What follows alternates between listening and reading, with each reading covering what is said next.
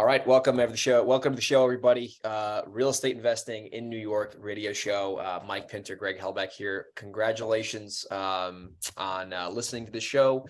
This is the show to listen to if you want to learn how to do business in New York, or if you're in New York. Ironically, today's show is going to be how do you invest out of New York? How do you do this in a way where you won't lose your all your hair?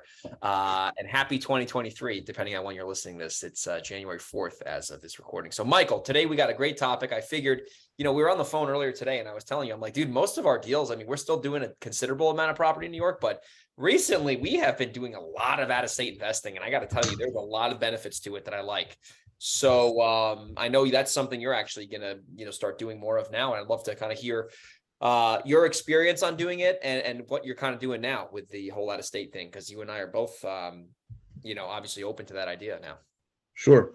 So, creative finance is always something that looks great, to a lot of people when we go to Investor Fuel, and there are guys that their whole business is creative finance, right? So I look at creative finance as it's really got four main tools, and most of them don't work in New York. So the four tools of creative finance are, I think, subject to, which means you buy a property and the guy is going to leave the mortgage in place. It's almost impossible to happen in New York. I'm doing one of those right now in Texas. Right, but it works pretty much everywhere else. And it's basically a situation where the guy is usually a little behind on his payments, can't make the payments, wants to walk away. You look at the property and you can make it work with those payments. Maybe you got to put some money up to get the payments current, but you can rent the property out and be cash flow positive, or you can do something, fix it up while those payments are getting made, and then sell it and pay the loan off. So subject to, and there's owner financing. So owner financing from a seller is always good anywhere, including, it's even better in New York if there's some not easy to get that in New York. You got if a seller wants to be the bank, let him be the bank, because that's the one state you don't want to be the bank in. But what's really interesting is owner financing out to a buyer where you're the bank, right? Now that works in a lot of states. Texas is great. Georgia's great. We've got 6 states that are really quick on foreclosures if the guy doesn't make a payment. You definitely don't want to do that in New York. So there's subject to owner finance. There's lease options, which do work in New York, but the numbers rarely work in New York because the price points are high and the taxes are high. That's where you're going to buy a property. Basically, you're going to rent it with an option to buy. And then either you can wholesale that option, or you can then lease option to a tenant buyer, where it's called a sandwich lease option, where you're renting from the seller with an option to buy, and you are renting the property to someone with an option to buy from you. And there's usually, they're going to pay you more than you're paying. And what was the fourth one? There was something else. I forget. A land contract. I think that was That's it. a seller finance deal. It's a seller finance. All right, seller finance. So let me explain. I'll explain the land. So I didn't know what this was until like a year ago. A land contract is basically the same thing as like buying a car. You never own your car until you pay the note off in full. So a land contract, someone basically holds the deed, you make payments, you act as the owner, and then the second that entire debt is paid off, then you become the actual owner. It just protects the person selling it to you in case you try to, fool around. You have a little bit more protection as the person loaning the money. Right. So all these things work much better outside New York. And one of the things, 100%. Yeah. One of the things I'm trying to grow is doing owner finance deals, where I am going to get private money to buy the property at X interest rate, and then, which is good return for the people, and then find buyers where I can sell the property to them, and their monthly payment will be similar to what it would cost to rent in that area, and then but at a much higher rate, and usually at a higher price. So, for example, I can buy a property for $100,000 and pay someone, let's say, 9% interest on it, and then sell the property for $160,000 at a 12% or 13% rate. And that gap is where I'm going to be cash flow positive. And also you get down payments from the buyers. So you get paid when it first starts, and then you get paid monthly. And then at some point they pay you off and you make money at that point too. So let me just unpack this, right? I know exactly what this is, but I'm going to just pretend like I'm a newbie salivating. Sure. I'm making money. So you get paid. So you buy the property with someone else's money. That's step one. You buy the property for 100 grand, like you said. Someone else funds the entire enchilada. Ironically, you'll get my joke because you're buying in Texas. Right. And then you turn around and sell it for, let's just call it 150 now, not 160 because the market. Now, with a down payment, what are you going to get? 10% down? Let's say 10%. So 15 grand goes right into Uncle Michael's pocket. Correct. And then the balance of 135 gets financed with like a 3 or 4% spread, which just means that you owe 9%, you're getting 12%. Can you charge 12% legally in the state of Texas? You can charge 6% above prime, and prime is 6.75. So you can charge 13 and 3/4. What happens if the rates go down? Do you have to adjust it, or that's at the time? I don't think so. I think if you have a 30-year fixed loan and the prime rate goes down, they're not going to ask all these people to adjust it down. So I don't think so. Down. So that almost sounds like a can't lose scenario there, Michael, where you really, and because let me ask you this now, and I know a little bit about this, but you know probably a little bit more than me. How quick can you foreclose in Texas? What does that process look like? It's 3 months, 2-3 months. It's pretty quick. The point is not even how long it takes.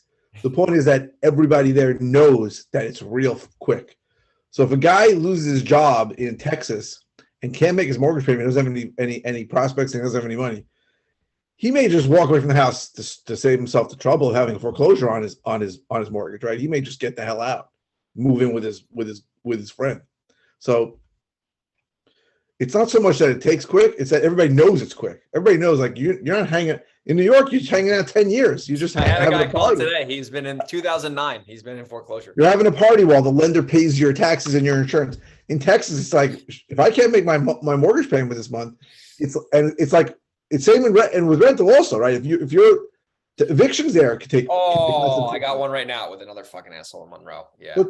But here in New York, it take forever. But in Texas, it's like 2 months. So I'm saying anybody in Texas knows that if they can't make their housing payment, they are really in deep shit, and that changes everybody's mindset, right? They'll beg, borrow, and steal to make the payment. They'll do anything to make the payment, or they will marry you off, and they're not going to even make you go through the legal trouble of getting them out. They're just going to walk away. That's the beauty of it. It's a completely different mindset than in New York. I had that happen to me. I literally had what you just said happen to me on a rental in Texas years ago. The dude knew he was screwed, and he just literally left. Literally walked out of the property, and it was unoccupied, and we put it back on the market. But yeah, so this is how we're going to relate it to the show. Obviously, how does this relate to my business in New York or our business? If you want to do subject to owner financing, I'm doing an owner subject to deal right in Texas right now, ironically. You really, I will say this. It's technically possible to do it in New York, a subject to deal. I've actually seen it happen once. That's out of, I don't know how many combined transactions we've done. One fucking transaction. I almost can't believe it. It was from a friend of ours who I can't name on the record, but he gave money to somebody, which was a second position. I'll tell you afterwards. You'll like this one. Okay. And then he's foreclosing from the second, and he had me send my contractor out there to change the locks. You know where I'm going here. And there was a first on the property, and I'm like, what the fuck? And yeah, so that was a sub 2 deal. And I actually looked at it, and it was legit. But here's the point I'm trying to make. You can do them on a one-off basis, maybe annually. It's like your Christmas present. But you should not expect to have a business in New York City. I don't care what guru you're watching. I don't know a single person in New York that's doing real volume of subject to owner finance deals. I don't know a single person. It's like a unicorn. Maybe it shows up once in your life, that kind of thing, where a guy is not represented by an attorney. He's got in trouble. He's not represented by an attorney, and somehow you find the title company to let you do it, because it's not easy to find that either. You have to do this out of state. That's the point we're trying to say. You're Yes. better off doing this. Listen, you can wholesale and flip and do rentals in New York like we do, but if you want to do any sort of creative financing, I would go to Pennsylvania. Honestly, go to Pennsylvania. You don't have to go very far. You could even do it in New Jersey if you have to. Jersey's hairy though to foreclose. Have you ever done a mortgage in Jersey with the? Oh, you're saying yeah, you're right. Foreclosures take a long time. Subject to, you could do it, yeah. But the seller financing in Jersey, I wouldn't touch that with a 10-foot pole if you're loaning the money out. But you go to Pennsylvania, Ohio. I mean, you can go to, Delaware. You can do it. Pretty much anywhere besides New York. I mean, you could do it in Connecticut. Actually, Connecticut, I wouldn't do it in, but you got to do this out of state. So Michael, let me ask you this. Like, this is almost like a little mini interview for you. What was your epiphany you had on you want to do this versus rentals? Because you have rentals. It's like me. Right. So I've had rentals since 2004. They fucking suck. Rentals suck. They Right. suck. Here's the problem with rentals. The problem with rentals, number one, is tenants. Right. That's the biggest issue. And tenants will bust your balls. And rental property that you own. I mean, we all dream of owning these rental houses, right? I want to own 300 rental houses and I'm going to be sitting on a beach. But you've got to understand that unless you're significantly cash flow positive, you're basically it's just saving money for the next capital improvement, right? Yeah. Because tenants treat your house like shit, and they have no qualms calling you and telling you that the fourth refrigerator in 2 years broke, and all this shit adds up. Everything's expensive. Inflation's gone up, and with owner financing, you're getting cash flow, but none of this is your problem. Yeah. Right? Everything's their problem. It's their house. No one calls their mortgage lender and says, "Hey, my refrigerator broke." Mortgage lender say, "Go fuck yourself." So owner finance to me is in a good state is really the only downside to it versus rentals is that we all believe, whether it's true or not, that our rental portfolio is going to go up in so much value that it's going to make it all worthwhile. And listen, if you bought rentals 20 years ago, you're sitting on a huge equity appreciation. But number one, I don't think we're in positive home price appreciation right now. I think we're in negative. We could be in negative for years. So I don't want to buy rentals where in 3 years from now, they're going to be worth 10% less. And I dealt with all this bullshit with the tenants. But with owner finance, it doesn't matter where the market goes, right? You're selling the property, and if you do it the way I discussed, right? There's really two ways to do it. So one way to do it is you take a hard money loan out, right?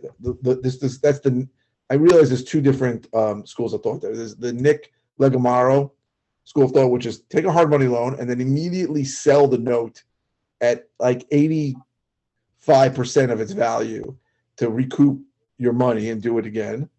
But you have to really do it in a certain way where you do a first lien for 75% and then a second lien at 25%. And your loan package has to be pristine where it can really get sold in the secondary market. The other way is you take private money and it stays in place, and then the note that you're giving to the person, it doesn't really matter. I mean, it has to obviously pass the Dodd-Frank test, and it has to be you have to prove that the person can make the payment. You can't be predatory, but the appraisal is irrelevant, right? If the house is worth $100,000, I can still do a note for $180,000. It doesn't matter. Nobody's doing an appraisal. As long as the monthly payment number works out, then that works out. So and I think that's the Mitch Stevens school of thought. The Mitch Stevens school of thought is get private money, take a wrap mortgage for the new loan. The appraisal's irrelevant. The doc package doesn't have to be pristine. Doesn't have to look like, I remember I was in the mortgage business for 17 years. That gives you an advantage in this scenario. That's what I was going to say. I know what a beautiful loan package looks like. But if you're doing it in this Mitch Stevens school of thought, it's almost irrelevant. You need a note, you need an original note, you need certain documents just to prove that you've done your due diligence that the borrower can pay. But that's it. It doesn't matter if you give a guy $180,000 note for a property that could appraise at $100,000. It's irrelevant.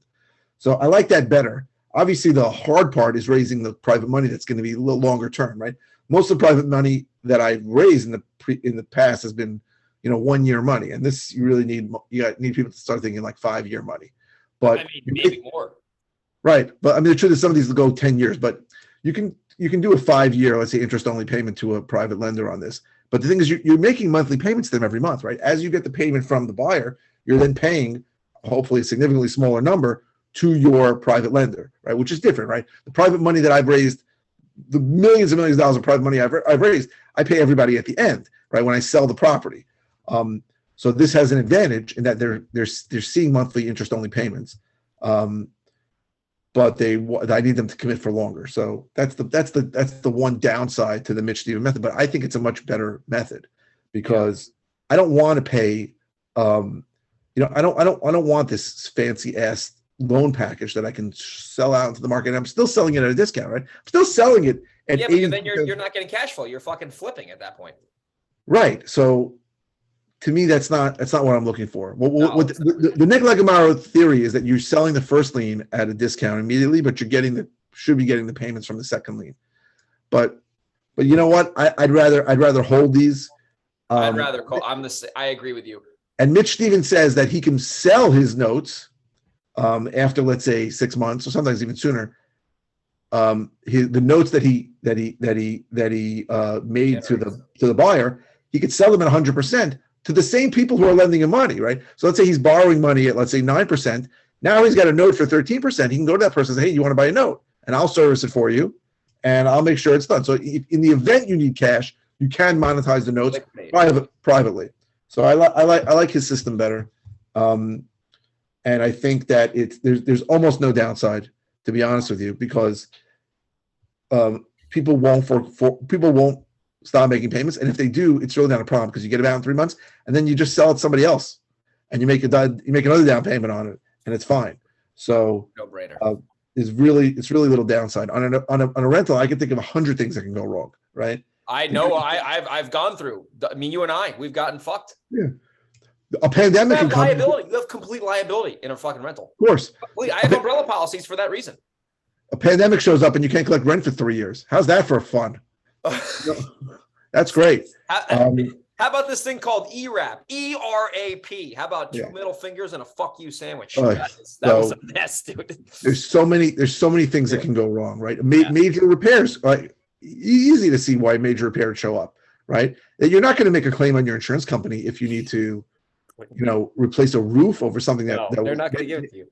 Right. If a tree didn't fall on it, if it just happened, you're not going to make a claim to your insurance company if you got to buy appliances. And these are things that show up all the time. Your tenant screws up and there's a leak and it's $3,000 to repair. You're probably not going to make a claim on your insurance company either if you have a $2,500 deductible. So these are things that come up all the time. It's extremely labor intense, but collecting money as the bank is really a much better situation, I think. So that's where I want to be. Right. So if you tell me what my dream scenario would be in like 5 years from now, I have 300 notes out there and I'm collecting them. That would be great. That's a lot of money. To me, then you really, honest to God, I don't know a lot of passive income that's real passive income, but that's passive income. That's as passive as it gets. Right? You can't, because you're literally a banker at that point. You're a glorified banker. That's the thing. The money is in the money. It's not in the real estate. It's in the money. Why do you think Chase Bank has the biggest building in the city, in the world? Because 100%. I've been all over the world. You've been all over the world. The biggest buildings in every city, doesn't matter where the fuck you are banks. Every 100%. single time. Quick question, then we'll end the show, and then we're going to do another show back to back here. Let me ask you this. I know we've talked about this before. This is a high-level logistical question, but people will definitely benefit from it. Instead of raising that long-term private money, this would be my thought process, and you go out and you take a hard money loan or a private money loan for whatever you normally pay. The same guys, same terms, same price. You do a rate and term refi. So you turn, and this is what I'm doing now with rentals. Instead of doing this cash out refi bullshit, which you get fucked on, and unless you have a ton of equity, because the closing costs are terrible and the seasoning's terrible. Ask me how I know. You borrow all the money up front, the purchase, the renovation, whatever you need to be in that deal for with zero money.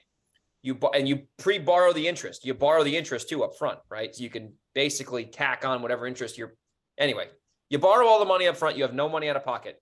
You buy the property, maybe do a little bit of repairs, and then you turn around and you get a local bank to do a rate and term refi for a 15 or 30 year fixed mortgage or deed of trust in Texas. In that case, now you have permanent debt on the property. You have literally not a dollar of your own money in that thing. It's house money at this point. And then you go sell that. Let's say you're paying 6% and you go turn around and sell that for 10% and wrap the fucking note you create with the borrower around the note you have with the credit union. Have you thought about that? A lot of data, by the way. That was a lot of. I haven't thought about it, but I guess it's certainly possible. There's plenty of rental loans out there. But my thinking is that an ordinary bank is only going to give you, let's say, 75% of the appraised value. And if I'm owner financing this out, sometimes higher than the actual value, certainly higher than I paid for it, the bank is only going to give me a percentage of it, and it may or may not work. So again, And on those, you're gonna have to be full recourse, right? So if something goes wrong, not that Absolutely. it's wrong, it's full recourse. With the private money, I may or may not be on the hook for it. So I look at it as different. So, but again, it's something to look at maybe, or do a blanket loan, that kind of thing. Where, hopefully, I get 100 of these, and I can go to a bank and say, give me 5% on this stuff because rates come down. But who knows? I don't know. Yeah. Well, the reason I'm saying that is because I have a friend who did this in Texas, and I asked him about it, and he's like, I went to this credit union in Waco and I got a loan, and then I turned around and wrapped that around the new loan. And he's like, now I don't got any more tenant calls. I'm like, so you basically bird the property and then you wrap the note. And he's like, yeah. I said, that's interesting. I've never heard of that. So then I figured I'd bring it up to you, but it's possible. It's an option. It's an option. All right. So that was how you invest out of state. I hope if you're in New York, you're salivating right now. And if you are, leave us a review. There's going to be more New York content coming up on the next episode. But if you want to do this out of state, here are the takeaways, just to summarize the show. Don't do subject to in New York. You can do it once in a while, but not probable. Never be the bank in New York ever under any circumstances, not even the commercial bank. I wouldn't even, well, I'd do anyway.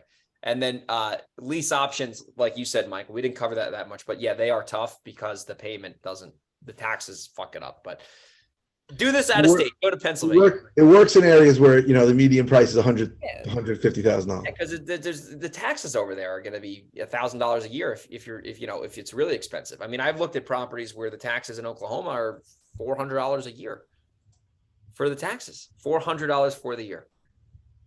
That's by the way, the properties I'm looking at in Waco, in El Paso, are like $2,000-$3,000 a year. The taxes in Texas are high because of the no income tax. This is happening on a Houston deal I'm buying right now. The taxes are like $9,000 and I'm like, what the fuck? But it's a big house. Anyway, that's the New York show. Stay tuned for the next one and we'll catch you guys soon. Take care.